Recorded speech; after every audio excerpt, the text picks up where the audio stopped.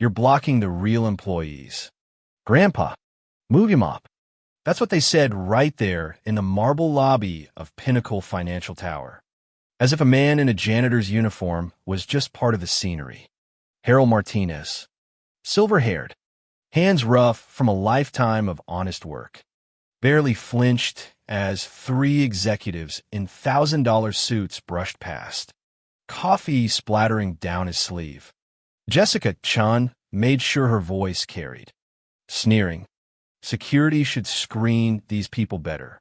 This isn't a nursing home. Nobody noticed the glint of a platinum card in Harold's pocket. Just like nobody saw the name embroidered on his old shirt, not even the execs whose paychecks he'd signed 100 times. The elevator swallowed the trio, laughter echoing as the doors slid shut, leaving Harold standing there with nothing but his mop and their assumptions. Ever felt invisible, only to realize you held all the cards? Because that was Harold, working these halls for exactly 48 hours, just long enough for people to show you who they really are. The VP of Operations was barking about board meetings. Jessica was prepping projections she hoped would make her career. And Harold? He rolled his cart past them all, badge in plain sight, mopping the floors he once helped design. He reached the executive elevator. Company logo stitched on his chest, his own handiwork from Pinnacle's earliest days. That irony never got old. Jessica's head snapped up. Service elevators are in the back. Old man, these are for actual employees. Harold smiled, steady as ever. Need to get the 47th floor ready before your meeting? Ma'am. Jessica laughed, cold and sharp.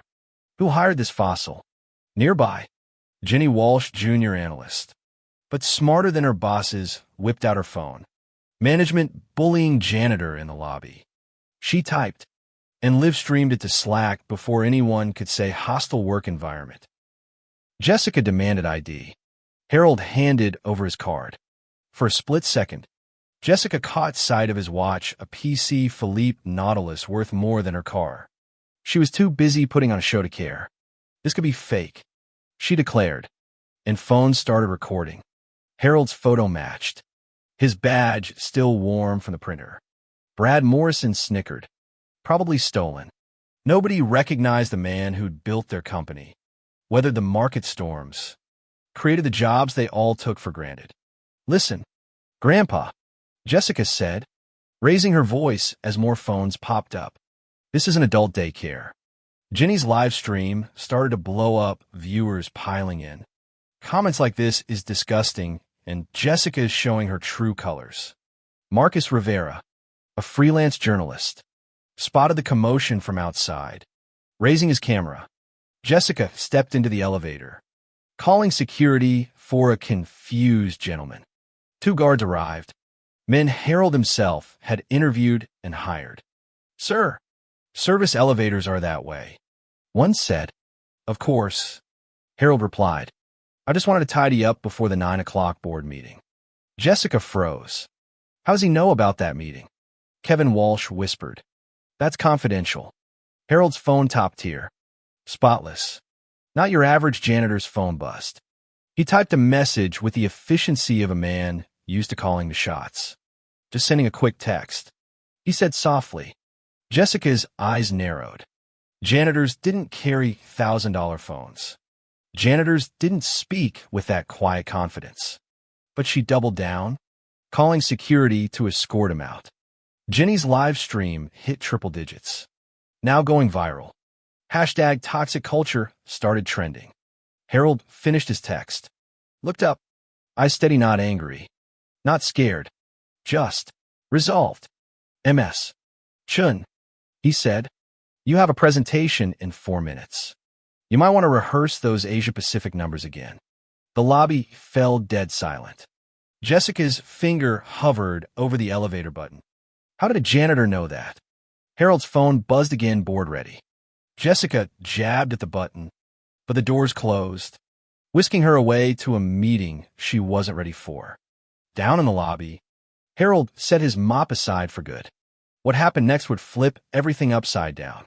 But first, everyone needed to learn the most basic lesson sometimes. The most powerful person in the room is the one you ignore. 9:02 a.m. Jenny's live stream exploded, now 200 viewers.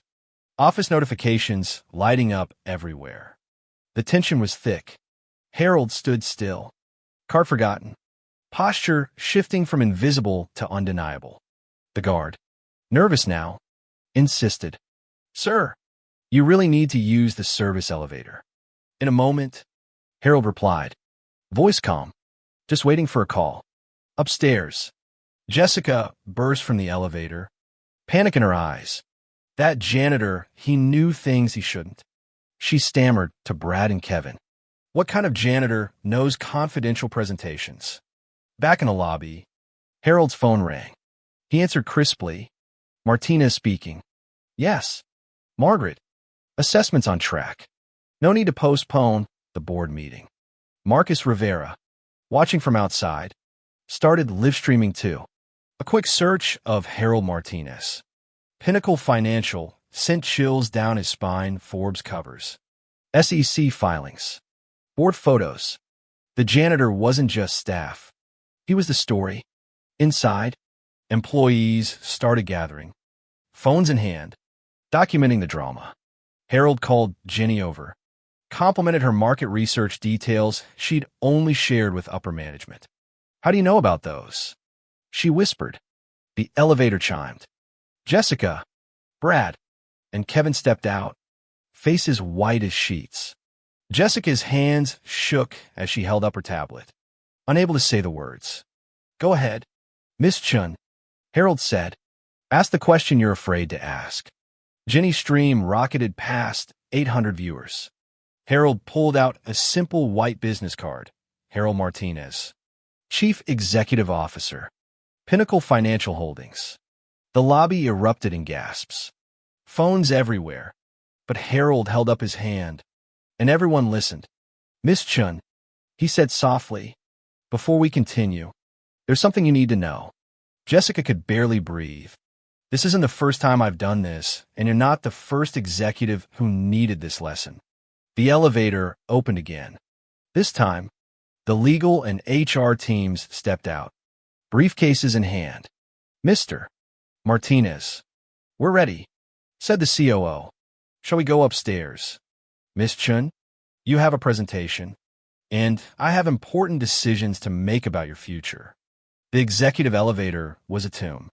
Jessica, Brad, and Kevin pressed into the corners as Harold stood tall in the center, no longer invisible, but a force of nature. Jenny's live stream hit 500 viewers. As they rose, Harold explained the quarterly undercover assessments he'd started rotating as security. Janitor, food service. He played back recordings. This isn't a nursing home. Who hired this fossil? Their blood ran cold. You recorded us? Kevin choked out. Legally. Yes. Harold replied, citing labor laws and company policy. This wasn't a vendetta. This was a systemic reckoning. And what you revealed today, he said, will destroy more than your careers. On the 47th floor, the boardroom was waiting a war room now, with social media data flashing across wall screens. HR, legal, and the COO laid out the consequences: termination with cause, resignation with NDA, or a public apology and demotion. Or Harold added, spend 30 days working in support roles. Learn what it's like to be invisible. The choice was theirs. As the day unfolded, the world watched Pinnacle Financial transform.